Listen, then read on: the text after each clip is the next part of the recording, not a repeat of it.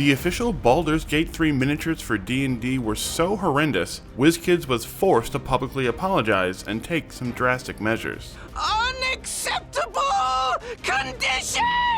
Before we dive into what exactly is wrong with these Baldur's Gate minis and what WizKids is going to do about it, why not take a second to hit those like and subscribe buttons to help us keep these videos coming?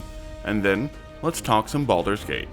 Fans were incredibly excited when WizKids announced they were creating the official Baldur's Gate 3 miniatures for D&D back in late 2024. And WizKids showed off some truly amazingly detailed models in all their marketing for the upcoming set. It looked like it was going to be incredibly faithful to the amazing character models of BG3 and really deliver on what fans had hoped for.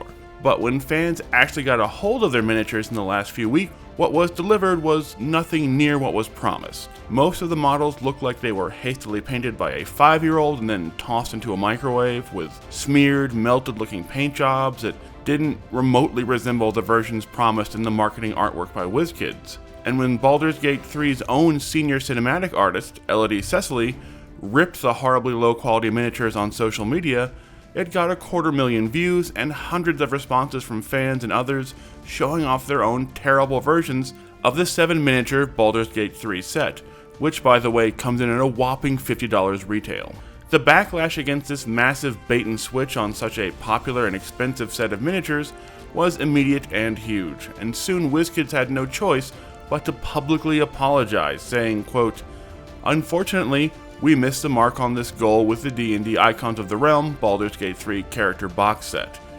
If you purchase this set through our online stores, we will be offering a full refund to those who are unsatisfied with their set. To begin a request, please contact customer service at WizKids.com. Please accept our sincerest apologies for the frustration and disappointment these quality issues caused our customers. We too feel the same, as the final product did not meet our expectations or that of our Wizards of the Coast partner." That last part is actually a little hard to swallow, as you would assume both Wizards of the Coast and WizKids would have, looked at the final product before they sent it out for shipping, but either way, WizKids is now offering full refunds for the horrendously bad miniatures. In fact, if you bought them directly from the WizKids store online, they don't even want you to return the miniatures, and honestly, who can blame them?